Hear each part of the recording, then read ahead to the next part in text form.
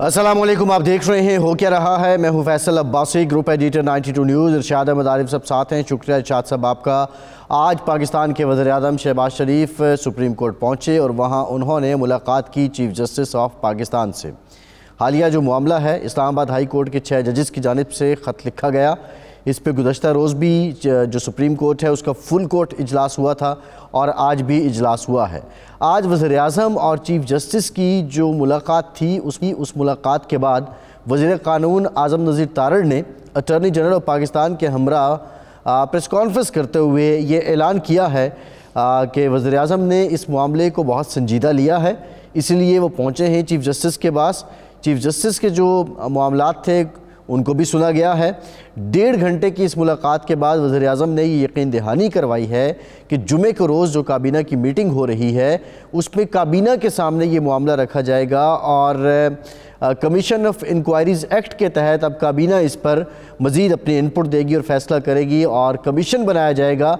ये जो ख़त लिखा है 6 जजेस ने ताकि इन इल्ज़ामात की तहक़ीक़ात हो सकें, और साथ ही साथ ये भी उन्होंने बताया कि कोई रिटायर्ड जो जुडिशल अफसर हैं, अदालती शख्सियत हैं, वो अब इस जो कमीशन है उसकी सरबराही करेंगे।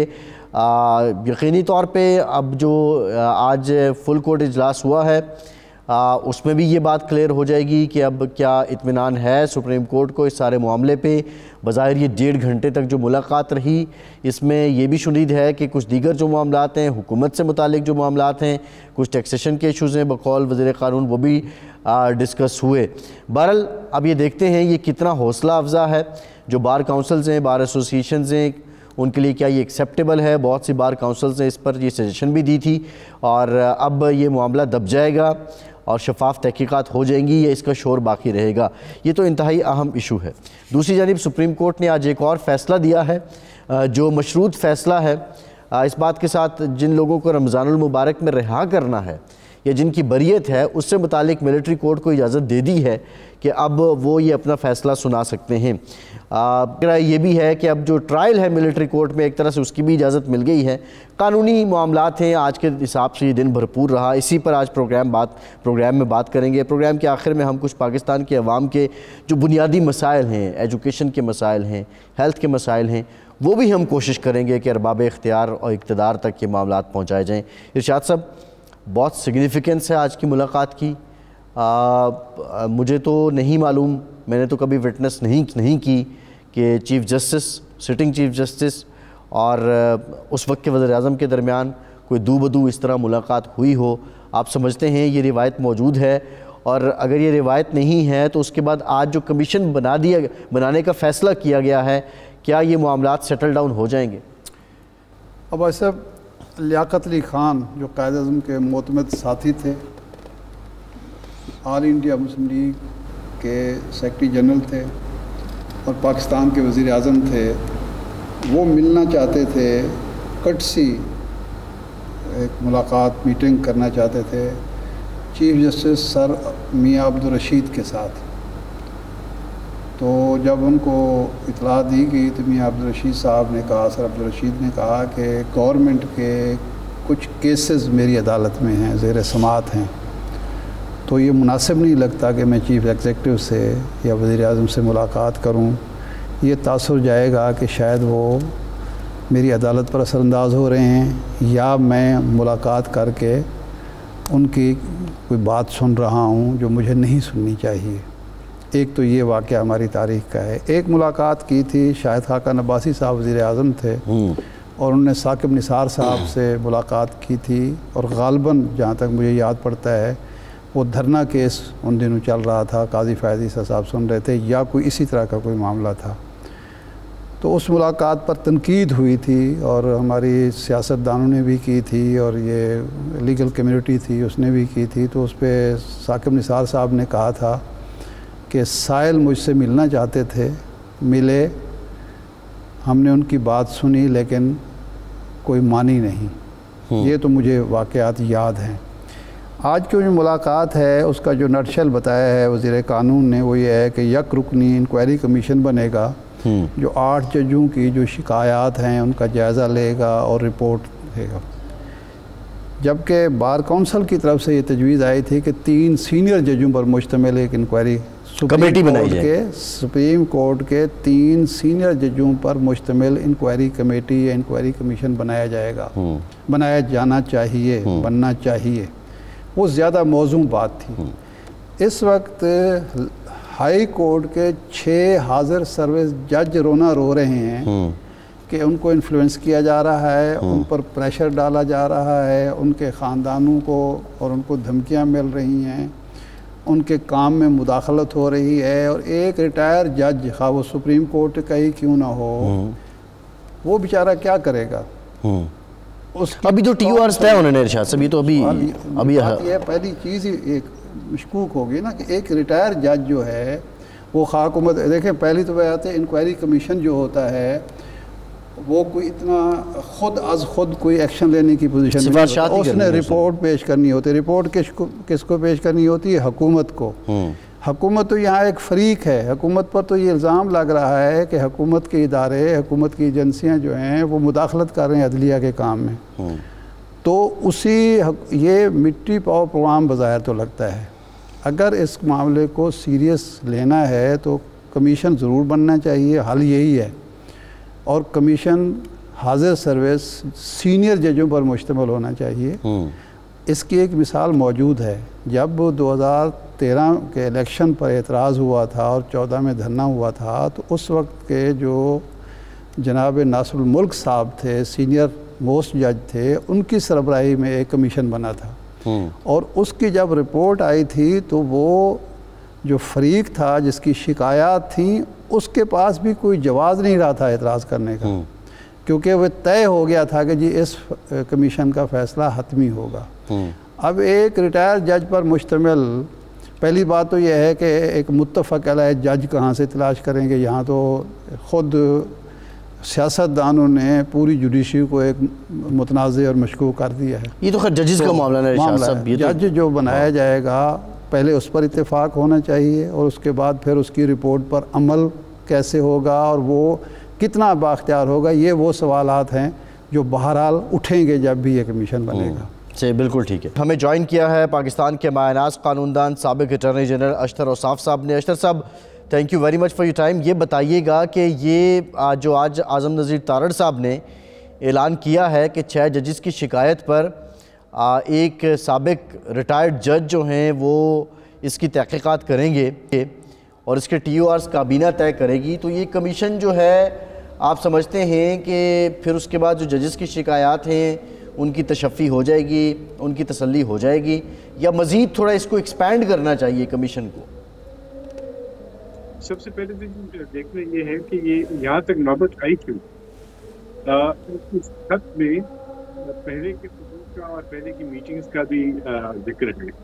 क्या ही अच्छा होता कि जो पहले गए और मीटिंग हुई उसका कोई नतीजा निकला होता।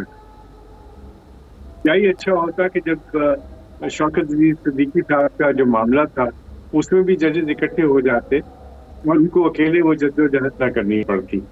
क्या ही अच्छा होता कि काजी फैज़ ईसा साहब जो है उनको वो पिटीशन फाइल करने की जरूरत ही ना पड़ती और वो अपने मामला जो है वो खुश उस्लूबी से अदा करते रहते। कितना ही टाइम गुजर गया उनको अंडर प्रेशर लाया उनकी फैमिली को, और आप देखेंगे कि पूरा कोर्ट भी जो है कितना ही वक्त गुजर गया उस पिटीशन को सुनते हुए। खैर आगे चलते हैं। ये जो अशतर साहब कता कलामी माफ़, इनमें से 5, ये जो 6 में से 5 जज तो वो हैं जो जनाब सिद्दीकी साहब के मामले के 2 साल बाद रिटायर हुए हैं, सर अपॉइंट हुए हैं, 2 साल बाद हुए हैं, और 3 जो हैं वो 3 साल बाद अपॉइंट हुए हैं। तो ये तो उस वक्त थे ही नहीं, ये कैसे खड़े होते उनके साथ? नहीं, मैं इन जजेस की बात नहीं कर रहा, मैं जजेस ओवरऑल जजेस की बात कर रहा हूं। जी बिल्कुल ठीक। I am not naming anybody, I am naming Justice Siddiqui and I am also naming Qazi Faez Isa, because उन दोनों के नाम जो है इस खत में, इसलिए मैंने उनका रेफरेंस देना जरूरी समझा और उस तनाज़ुर में ये बात की है। मैं बिल्कुल ये नहीं कह रहा कि ये जजेस को भी उनके साथ खड़े होना चाहिए था। ये जजेस ने जो बात की ये बहुत संजीदा बात है, इसकी तहकीकात होनी चाहिए और जो आज की मीटिंग है प्राइम मिनिस्टर की, हु इज अ डूअर, और काजी फायजी साहब की, who is again a doer. ये दोनों जो है ये फाल लोग हैं जिनकी जो है कुछ करके दिखाना चाहते हैं, और उनका पास्ट रिकॉर्ड भी इसी चीज की नुमाइंदगी करता है।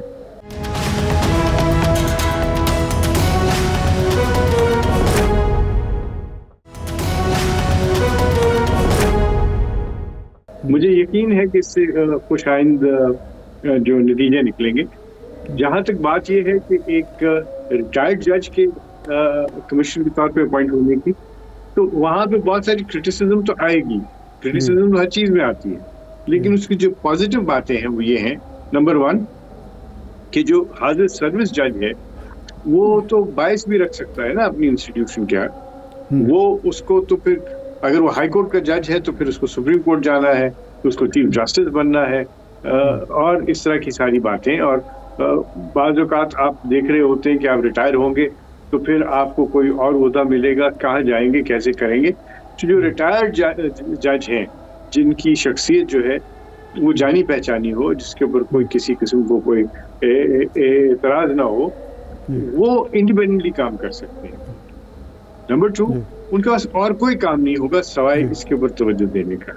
और तीसरा, वो बिल्कुल चूंकि वो जज रह चुके हैं, उनको इन बातों का अदराक होगा, और अब वो चूंकि प्राइवेट लाइफ में है तो वो भी वो जो एक it's a happy mix, and this is what is required. What is really required sir is कि he should be a gentleman, और क्योंकि वो कुछ जजमेंट पास नहीं कर रहे, उन्होंने इंक्वायर करना इनटू द मैटर, उन्होंने अपनी रिपोर्ट देनी, उन्होंने तहकीकात करनी है, और तहकीकात के लिए उनके साथ जो है वो ऐसे लोग साथ लगने चाहिए जो कि उनके ममदूद हो और उनकी जो इहानत कर सकें। जी, अच्छा अशरफ साहब, हमारे यहाँ जो मसला है वो ये है कि जो जिन लोगों पर इल्ज़ाम लगाया गया है वो ताकतवर हैं, वो हाई कोर्ट के जजेस अपने आप को बेबस महसूस कर रहे हैं। पहला सवाल तो ये है जिसका आपने जवाब भी दिया कि रिटायर जज होगा तो उसने रिपोर्ट देनी है। माजी का तजर्बा ये है कि जितने कमेटियाँ बनती हैं उनकी रिपोर्ट आती है और वो रिपोर्ट दब जाती है कागज़ात में। धरना केस पर काजी फायजी साहब को आज तक शिकायत है कि मेरी रिपोर्ट पर किसी किस्म का कोई वो नहीं हुआ, हालांकि वो तो एक जज के तौर पर उन्होंने एक रिपोर्ट दी थी। एक तो ये पहलू है। दूसरा, मौजूदा हुकूमत जो है जिसके बारे में ये कहा जाता है कि खासी कमज़ोर हुकूमत है, मखलूत हुकूमत है, कोई ऐसी रिपोर्ट आ भी जाती है जो दयानतदारी से मुरतब होती है, उसमें कुछ निशानदेही होती है कि कौन लोग हैं जो अदलिया को मफलूज कर रहे हैं या मुदाखलत कर रहे हैं, तो क्या मौजूदा हुकूमत उस रिपोर्ट पर अमल दरामद करते हुए ये रोकथाम करने की पोजीशन में है? अगर मैं शहबाज शरीफ साहब को जानता हूँ, और मेरा ख्याल है मैं जानता हूँ उनको जी, तो वो जो है he is a man of his word. अगर वो कहते हैं कि मैंने कुछ करके दिखाना है तो वो करते हैं। दूसरा, ये सारी की सारी बात होगी रिपोर्ट के ऑथर के ऊपर कि रिपोर्ट का ऑथर जो है उसके कलम में कितनी काट है। याद रखिए कि ये कलम की काट तलवार की काट से कहीं ज्यादा स्ट्रॉन्ग है, और अदलिया को अपने तहत मफलूज नहीं समझना चाहिए। उन्हें उनके पास तमाम वो इख्तियार हासिल हैं जिसके जरिए वो अपनी रिट को प्रॉपर तरीके से वो कर सकते हैं, उसको नाफिज कर सकते हैं। और उसके अंदर उनके पास कंटेम्प्ट ऑफ कोर्ट का पावर है, उनके पास और बहुत सारी पावर्स हैं।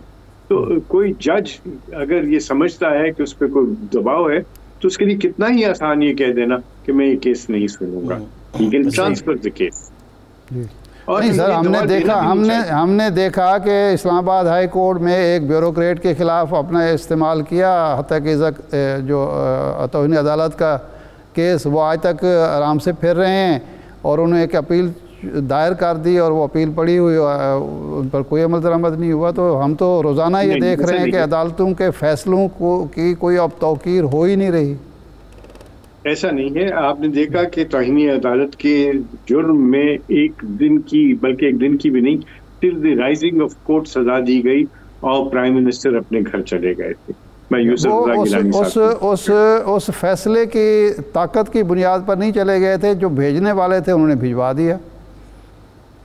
अरे नहीं, ये कहते हैं नहीं, वो उस आप फिर दूसरा देखिए आप कि आप जब बात कर रहे हैं मेमन साहब के फैसले की, उसमें बाबर सत्तार साहब ने खुद अपने फैसले को मुअत्तल किया था, इसलिए वो जेल नहीं गए वो साहब।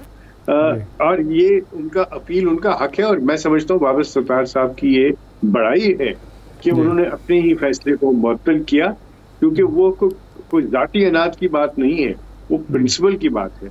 और यही प्रिंसिपल जो है, जिनको हम एडहियर करेंगे तो बात आगे चलेगी। ये जो रास्ते हैं ये लंबे जरूर हैं, लेकिन मुझे लगता है कि ये दुश्वार नहीं है। अशरफ साहब, ये बताइएगा कि आज जो प्राइम मिनिस्टर साहब और चीफ जस्टिस साहब की मुलाकात हुई है, क्या ये प्रेसिडेंट मौजूद है? और इस ज़िम्न में आईने पाकिस्तान क्या कहता है कि क्या प्राइम मिनिस्टर चीफ जस्टिस मिल सकते हैं और बामी मुशावरत से, क्योंकि जो इल्ज़ामात लग रहे हैं वो चीफ जस्टिस के एक इदारे पे, एग्जीक्यूटिव के एक इदारे पे लग रहे हैं। देखिए मैं बताऊं, पहली बात, क्या इसकी नज़ीर मौजूद है? 100% मौजूद है। जब मैं अटॉर्नी जनरल था उस वक्त भी मैंने, और ये छुपके में बात कोई नहीं थी, पब्लिक नॉलेज में थी, पब्लिक गेज में थी। शाहिद खाकान रबासी साहब और साकिब निसार साहब दोनों मिले थे और जुडिशरी के हवाले से, उसके रिफॉर्म्स के हवाले से बातें की, लेकिन अनफॉर्चुनेटली वहाँ पे बातें आगे चल नहीं सकी। मैं हमेशा इस चीज़ का दाई रहा हूँ और मैं अब फिर ये कहूँगा कि इदारे आइलैंड नहीं होते, ना आइलैंड बनना चाहिए उन्हें। इनको सबको मिल के काम करना है। हमारा मतमा नज़र एक ही है और मतमा नज़र है तामीर नौ। और तामीर नौ कब होगी? जब हम मिल के काम करेंगे। अच्छा सर, ये फरमाएं कि एक एतराज़ ये भी हो रहा है ये 6 जजों पर कि इन्होंने जो ख़त लिखा है ये प्रॉपर फोरम नहीं है। क्या आप भी समझते हैं कि ये प्रॉपर फोरम नहीं है? इनको ख़त जुडिशल कमीशन को नहीं लिखना चाहिए था? पहली बात ये कि ये ख़त मौजूए सुखन भी नहीं होना चाहिए था। This should not have been leaked through the press, number 1। Number 2, it was address to Supreme Judicial Council, जो कि ना एडवाइजरी बॉडी है ना सुपरवाइजरी बॉडी है, ना एडवाइस दे सकती है ना सुपरवाइज कर सकती है। वो सिर्फ और सिर्फ उसको काम कर रही होती है जब वो कोई रेफरेंस जो है उसको उसकी छानबीन कर रही हो। रेफरेंस उसके पास आया, वो कन्वीन होंगे, क्योंकि 2 जजेस जो हैं वो चीफ जस्टिस होते हैं अपने अपने प्रोविंसेस में। ये हर वक्त इजलास में नहीं होते। सही। लेकिन वो जो ख़त है और जो उसके साथ लगे हुए एलेक्शन जो है, वो तो बता रहे हैं कि हमने अपने चीफ जस्टिस से कहा, सबका चीफ जस्टिस से कहा, साबिक दौर में सीनियर जज और आज के चीफ जस्टिस हैं उनके साथ कहे कि जी हमारे ऊपर ये दबाव है, हमें इन मसाइल का सामना है, लेकिन हमारी कहीं सुनवाई नहीं हुई। तो अब उन्होंने कहा है कि जी आप लोग मेहरबानी करें, कोई कन्वेंशन बुलाएं, जजेस कन्वेंशन या जुडिशल कन्वेंशन, और वहाँ ये बात खोलकर हो कि जी क्या क्या हमें फेस करना पड़ रहा है। और क्या कन्वेंशन बुलाने की ये भी गुंजाइश है आइन में? जजेस के कन्वेंशन नहीं, बिल्कुल नहीं। बल्कि ये भी बात अचंभे की मुझे लगी कि कन्वेंशन बुलाने की क्या जरूरत है जी। और कन्वेंशन जो है जी, वो क्या तहकीकाती इदारा हो जाएगा? क्या वो अदालती इदारा बन जाएगा? क्या ये एक यूनियन बना रहे हैं? क्या वो मुझे समझ नहीं आई ऑनेस्टली। मैं तमाम जजेस जो सिग्नेटरी हैं उनका बहुत ज़्यादा एहतराम करता हूँ, न सिर्फ एहतराम करता हूँ शख्सियत के तौर पे, बल्कि यानी उनकी जो शख्सियत उसके हवाले से, बल्कि उनकी लीगल एक्यूमेंट के हवाले से। लेकिन मुझे ये बात समझ नहीं आई कि ये कन्वेंशन बनाने की क्या बात है। ना कन्वेंशन चीज़ों का हल है। हल इसका क्या? मैं बताऊँ आपको जी। अगर किसी जज पे कोई दबाव है तो उसके पास हक हासिल है कि वो लिख के अपने आप को उस केस से अलग कर ले। अगर किसी जज के ऊपर कोई दबाव है तो वो उसको हक हासिल है कि वो तौहीन अदालत का नोटिस दे दे। अगर किसी जज के ऊपर कोई इस तरह की सिचुएशन आ रही है जो टेनेबल नहीं है, वो हमने देखा आपके जजेस जो है वो रिजाइन करते हैं अगर, और वो हिस्ट्री बनाते हैं फिर। और आप देखेंगे कि यही एक तरीका होता है। आप अगर जो है इन चीजों को देखिए, आईन आपको क्या कहते हैं कि आप बर्दाश्त करेंगे इन चीजों को, आप बर्दाश्त करके अपने हौसले से अपने देखिए आपके रिश्तेदारों का भी तो आप पे दबाव होता है जी, आपके अपने पर्सनल लाइक्स एंड डिसलाइक्स हैं, आप एक पॉलिटिकल ज़हन के आदमी हैं, उससे हट के आपने फैसले करने हैं। और अनफॉर्चुनेटली आप क्या देख रहे हैं, आप देख रहे हैं कि वजीर आजम को नोटिस दे के बुलाया जाता है हाई कोर्ट के अंदर, सुप्रीम कोर्ट के अंदर। आईन क्या कहता है कि आप नहीं बुला सकते, फिर भी बुलाया जाता है। और वजीर आजम मैंने देखा है कि उन्होंने भी एहतराम करते हुए उन्होंने वो कह सकते हैं कि जी हम नहीं आएंगे क्योंकि आईन हमें तहफ़्फ़ुज़ देता है।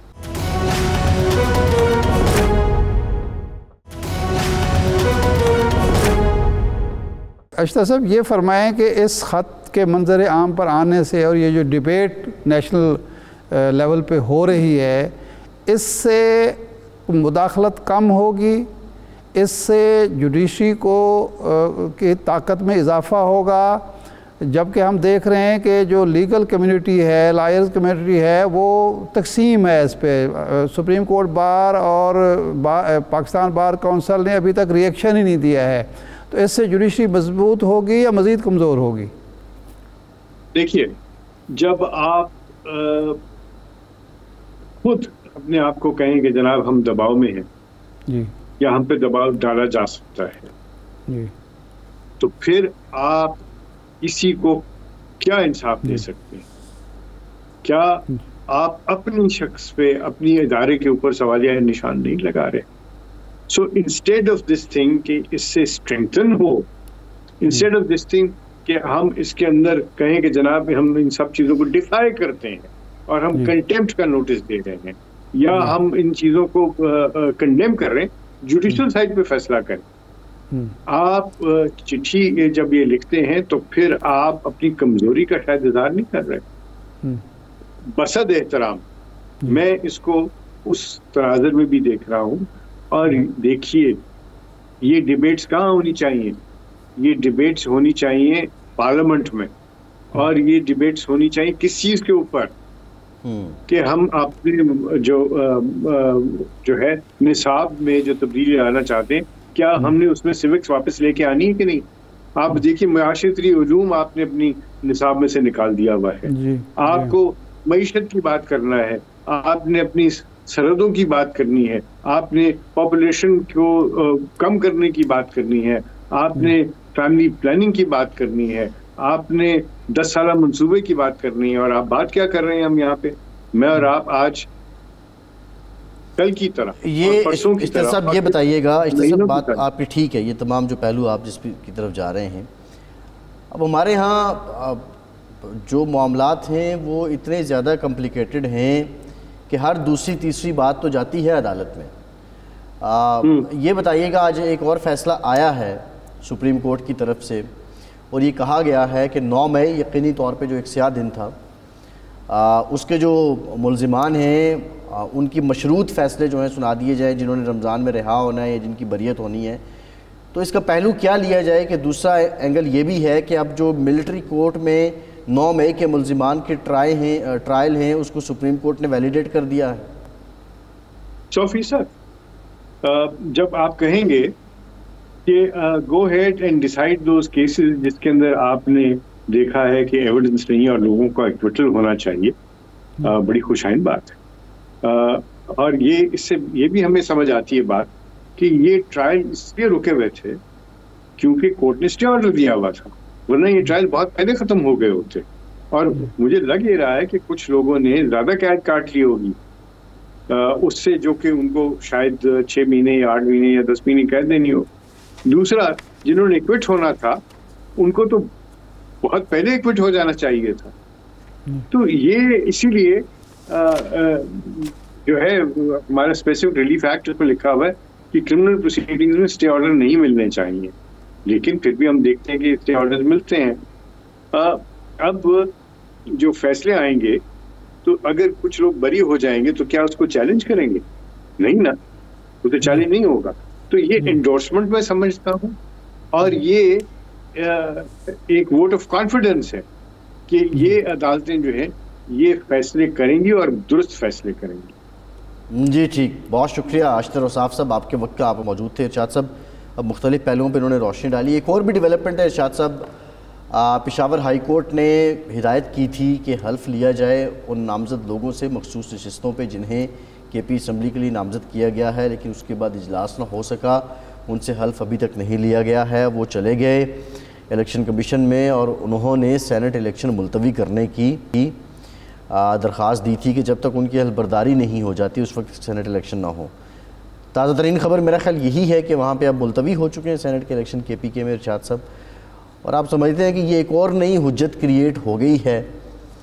एक तो पहले हल्फ ना लेके, कल भी हमने बात की थी कि वहाँ पे अब PTA ज़ाहिर डोमिनेंट है, असम्बली में स्पीकर उनका है, हल्फ ना लेके एक हुज्जत बनाएगी और उस पर ये नैले पे दैला आ गया है और ये हुज्जतें दर हुज्जतें चलेगा निज़ाम। देखें, ये फ़ैसला जो है ये इलेक्शन कमीशन का इतना मुतज़ाद फ़ैसला है अपने फ़ैसले से। जब कौमी असम्बली का हल्फबरदारी हो रही थी और वज़ीर आज़म और स्पीकर का इलेक्शन हो रहा था, तो अपोजिशन का यही नुक्ता नज़र था कि चूँकि असम्बली नामुकम्मल है, ख़वातीन नशिस्तों का फ़ैसला नहीं हुआ, अलाट नहीं हुई जिनको होनी चाहिए थी, ये बाद में हुए ना अलाटमेंट का केस, तो इसलिए न स्पीकर का इलेक्शन हो सकता है, ना डिप्टी स्पीकर का हो सकता है, ना वज़ीर आज़म का इलेक्शन हो सकता है, क्योंकि असम्बली नामुकम्मल है। तो उस वक्त ये कहा गया कि नहीं जी नहीं, इससे कोई फ़र्क नहीं पड़ता, ये इलेक्शन होगा और ये नामुकम्मल नहीं है। अब यही प्ली ली गई है कि चूँकि KP के असम्बली में हल्फ नहीं हुआ कुछ अरकान का, और इसलिए अब इलेक्शन को मुलतवी किया जा रहा है। इसका मतलब ये है कि उस वक्त भी किसी एक जमात को फ़ायदा पहुंचाने के लिए सब कुछ हुआ और किसी एक जमात को नुकसान पहुंचाने के लिए हुआ, और अब चूँकि मुतासरा फ़रीक वो जमात है जिसको कौमी असम्बली में और हुकूमत साजी में फ़ायदा पहुंच चुका है और अब यहाँ नुकसान हो सकता है, एक आध सीट कम हो सकती है, तो अब इलेक्शन मुलतवी किया जाए। इलेक्शन मुलतवी नहीं होना चाहिए था। फैसला अब इन्होंने जो प्ली ली थी, सिंपल इन्होंने ये कहा था कि ये हल्फ ना लिया तो सूबे की हद तक सेनेट इंतखाबात मुलतवी कर दिए जाएँ। आगे इन्होंने कोई वजाहत उस तरह नहीं अब बुनियादी वजह क्या है? देखिए, जो आप बात कर रहे हैं ठीक है, वो बात बिल्कुल ठीक है, इलेक्शन मुलतवी नहीं होने चाहिए थे।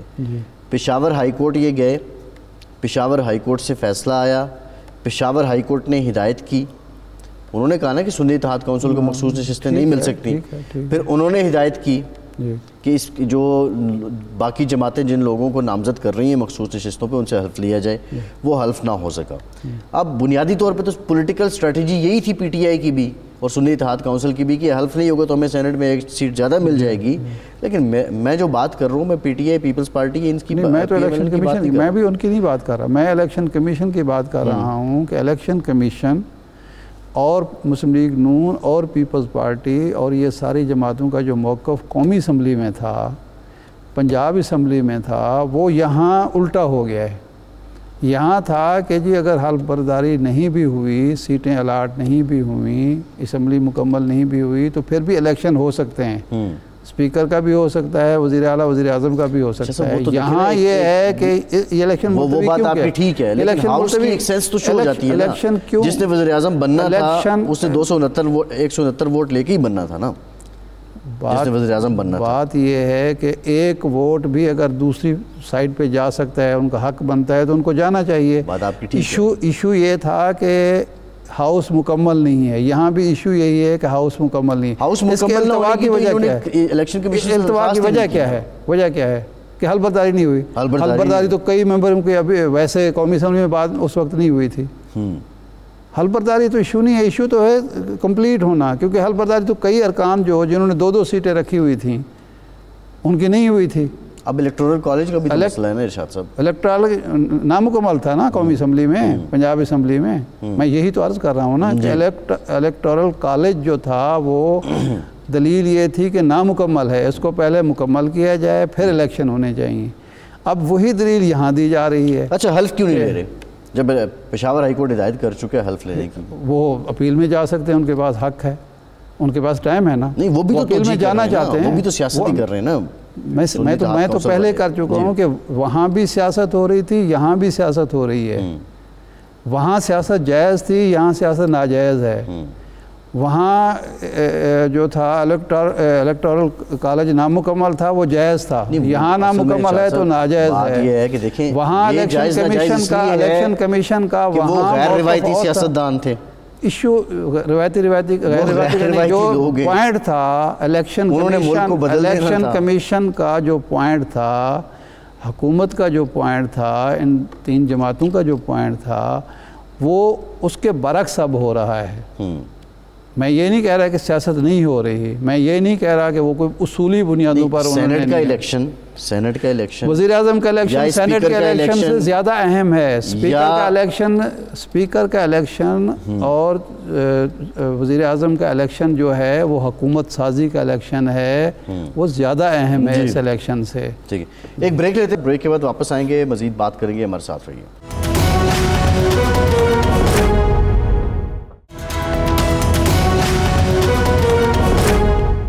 ब्रेक के बाद एक बार फिर से आपको खुशामदद कहेंगे। पाकिस्तान के लोगों का एक बुनियादी मसला सेहत आमा है और इससे मुतालिक सहूलियात हैं। पाकिस्तान में जो निज़ाम सेहत है उसके डिफ़ाइन गोल क्या हैं? ये लोगों के लिए सहूलत का काम ज़्यादा कर रहा है या जहमत का काम ज़्यादा कर रहा है? इसको बदलना है तो कैसे बदलना है? 18वीं तरमीम के बाद जब ये सूबों की ज़िम्मेदारी बन गई तो इलाज मुआलजे की सहूलियात बेहतर कितनी हुई हैं? इन मामलात पे बात करेंगे। हमें ज्वाइन किया है डॉक्टर नदीम जान साहब ने। आप साबिक़ वफाकी वज़ीर भी रहे हैं सेहत के शोबे में और अपनी फील्ड के एक्सपर्ट हैं। डॉक्टर साहब, बहुत शुक्रिया आपके वक्त का। डॉक्टर साहब, ये बताएं कि पाकिस्तान में जो हेल्थ का शोबा है इसके डिफ़ाइन गोल क्या हैं और बुनियादी तौर पे हुकूमतों की ज़िम्मेदारी क्या है कि इस शोबे में उन्होंने अवाम को सहूलत देनी क्या है? जी, बहुत शुक्रिया। एक तो अगर हमारा डिजीज़ बर्डन देखें तो हेपेटाइटिस में हम अभी दुनिया में आगे हैं, डायबिटीज़ में भी सबसे आगे हैं, टीबी में 5वें नंबर पे हैं, कार्डियोवैस्कुलर डिजीज़ भी हमारे यहाँ बहुत ज़्यादा है, नॉन कम्युनिकेबल डिजीज़ का भी एक हैवी बर्डन है। लेकिन इसके साथ साथ फिर हम क्या करते हैं कि इन बीमारियों का हम मुकाबला कर सकें, तो दूसरी साइड जो है, हमारी सप्लाई साइड जो है, वो भी इक्वली कमज़ोर है। हमारे डॉक्टर्स देखे, पॉपुलेशन रेशो देखे तो हमारे यहाँ 11 पर 10,000 है, जो कि 17 से अबव होनी चाहिए। नर्सेस का देख लें तो वो 6 पर 10,000 है, जो कि 31 होनी चाहिए। इसी तरह की हमारी प्राइमरी हेल्थ केयर सिस्टम को देखें तो वो काफ़ी इग्नोर और निगलेक्टेड रहा है। हमारी ज़्यादा फोकस तो रही है गवर्नमेंट्स की कि सेकेंडरी टर्शरी पे ज़्यादा इन्वेस्ट करें और प्राइमरी को छोड़ दिया जाए। हमने ये किया कि हमने प्राइमरी सिस्टम को रिवैम्प करने का सोचा, प्लान बनाया और उसी पे हमने अमल भी किया। तो अगर हम एक इंटीग्रेटेड पॉलिसी बनाएं जिसमें कि प्राइमरी को फोकस कर ले, और पॉलिसी लेवल पे जो सबसे बड़ा डायलेमा है वो आपके रिसोर्सेज का है। हेल्थ को एलोकेट होती है 1% ऑफ जीडीपी, और फिर 1% ऑफ जीडीपी 70% आपकी तो खर्च होती है सेकेंडरी और टर्शरी लेवल हॉस्पिटल्स पे, तो प्राइमरी लेवल के लिए बहुत कम रह जाता है।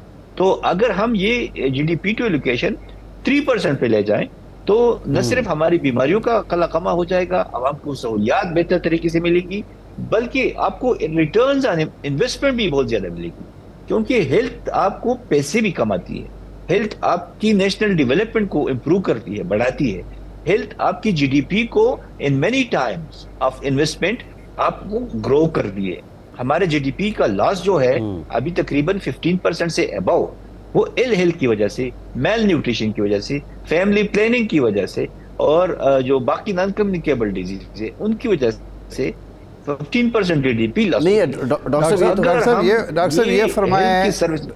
साहब ये फरमाएं कि ये आलमी सतह पर तय हुआ कि सस्टेनेबल डेवलपमेंट जो है वो हेल्थ और एजुकेशन के बगैर मुमकिन नहीं है। आप तरक्की कारी सिर्फ सरमाया से या मेहनत से तरक्की नहीं कर सकते। इसके बावजूद क्या वजह है कि हमारी हर हुकूमत ने इस हेल्थ के शोबे को और इवन एजुकेशन के शोबे को नज़रअंदाज किया है। हमारा जो गवर्नेंस का मॉडल है उसमें हेल्थ और एजुकेशन बिल्कुल निचले सतह पर आते हैं, और तमाम वसाइल जो हैं हम या इंफ्रास्ट्रक्चर पे खर्च कर देते हैं, बिल्कुल सही, या जो इंतज़ामी मशीनरी है उसकी तनख्वाहों पे, मराहत पे उसकी तादाद बढ़ा के कर देते हैं। तो इसकी वजह क्या आपको समझ आती है? अच्छा, ये बहुत ही वैलिड पॉइंट आपने रेज किया। देखिए, मेरे जैसा बंदा जिसको इंटरनेशनल एक्सपोजर भी और इंटरनेशनल स्टैंडिंग भी, फिर मैं सब्जेक्ट एक्सपर्टीज का आप लोगों को सबको इल्म है, फिर मैं एक जज्बे के साथ कि यही टाइम है कि हम कुछ कर सके और बड़ा कर सके, तो हमने बुनियाद डालने की कोशिश की। जो मुश्किलात हमारे सामने आई मैं वो बयान नहीं, क्योंकि हेल्थ का एक इन्वेस्टमेंट एस्पेक्ट भी है, जो मैंने हर फोरम पे इसको हाईलाइट किया है कि हेल्थ न सिर्फ बीमारियों से इसका ताल्लुक है, बल्कि इसका ताल्लुक आपकी इकोनॉमी से बहुत बड़ा है। ये आपकी इकोनॉमी को बूस्ट करती है, ये आपकी इकोनॉमी को सेव करती है।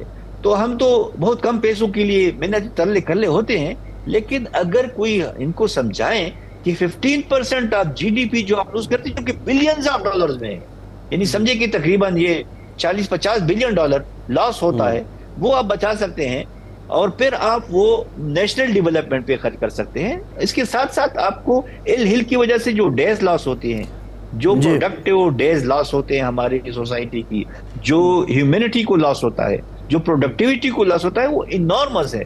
तो आप बहुत अच्छा पॉइंट उठाया कि वो स्पेस नहीं मिल रही, वो अभी नई गवर्नमेंट आई है, इनसे हमारे हाई होप्स है। डॉक्टर साहब, बुनियादी मसला ये है, ये स्ट्रेटजी, ये पॉलिसी की बातें तो बहुत अच्छी हैं, इन पे अमल दरामद भी होना चाहिए, लेकिन ज़मीनी हक़ाइक़ ये हैं कि वर्ल्ड हेल्थ ऑर्गेनाइजेशन के मुताबिक जो आबादी की अक्सरियत है वो 40 साल की उम्र तक पहुँचते ही पाकिस्तान में दिल के आर्जे में फालिज जैसी बीमारियाँ, आपने भी जिक्र किया, शुगर जैसी बीमारियों का शिकार हो जाती है। दूसरा सबसे बड़ा मसला कैंसर है। अगर पंजाब की बात करूँ तो सिर्फ 2 जो कैंसर के वार्ड्स हैं वो ऑपरेशनल हैं, और उसमें भी सिर्फ तशख़ीस की हद तक हैं। बाकी अगर आपने रेडिएशन करनी है, कुछ करना है, तो फिर आपको प्राइवेट हॉस्पिटल या मिलिट्री हॉस्पिटल या कहीं और जाना पड़ेगा। तो ये फोकस एरियाज़ क्या हैं? 18वीं तरमीम के बाद सूबे क्या इलाज मुआलजे को बेहतर करने में कामयाब हुए हैं?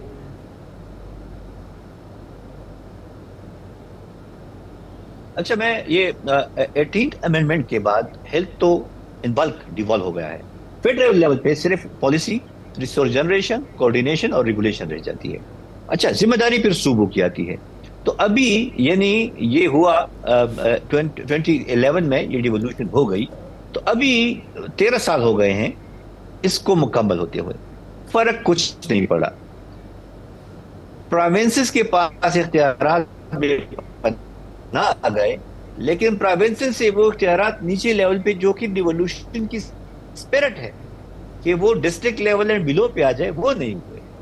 वो इर्तिकाज तो हो गया, सूबे पावरफुल बन गए, सूबों के पास इख्तियारात आ गए। आपकी इंडिकेटर्स बताती है, वो आपकी हेल्थ स्टेटस बताती है, वो आपको आवाम से पता चलता है कि वो उसी तरीके से तो कामयाबी हमें नहीं मिली, उसी तरीके से तो हमारा जो मुश्किलात है उसका ज़ाला नहीं हुआ, जो हेल्थ के चैलेंजेस है उसका नहीं हुआ।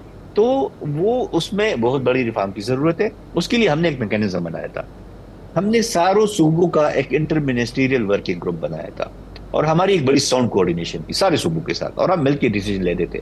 चूंकि हमारा नॉन पॉलिटिकल बैकग्राउंड था, टेक्निकल लोग थे, तो हमारे लिए तो आसानी थी।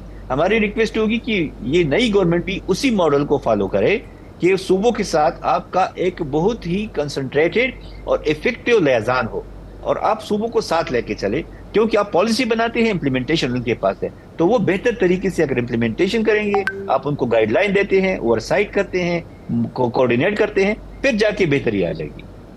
डॉक्टर साहब, मेरी एक तजवीज़ रही है कि अगर हमारे अवामी नुमाइंदे और हमारी ब्यूरोक्रेसी, जितने भी सरकारी मुलाजमीन हैं, उनको ये पाबंद कर दिया जाए कि वो अपना इलाज मुआवजा सरकारी हस्पतालों से कराएंगे, किसी प्राइवेट क्लिनिक से या हस्पताल से या गैर मुल्की हस्पताल से इलाज नहीं कराएंगे, और बच्चे भी सरकारी स्कूलों में पढ़ाएंगे, तो तालीम और सेहत के शोबों में बेहतरी ये ख़ुद लाएंगे, फिर ये वसाइल भी मुख्तस करेंगे।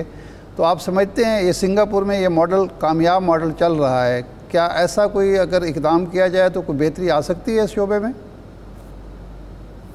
देखिए, आइडिया आपका बहुत अच्छा है, लेकिन फिर हमारी ज़मीनी हक़ाइक़ भी देखिए, हमारी हेल्थ की सहूलियात भी देखिए, हमारी पर कैपिटा इनकम भी देखिए, फिर प्राइवेट सेक्टर की बूमिंग एक इंडस्ट्री बनी हुई है और वो प्रोलिफरेट कर रही है।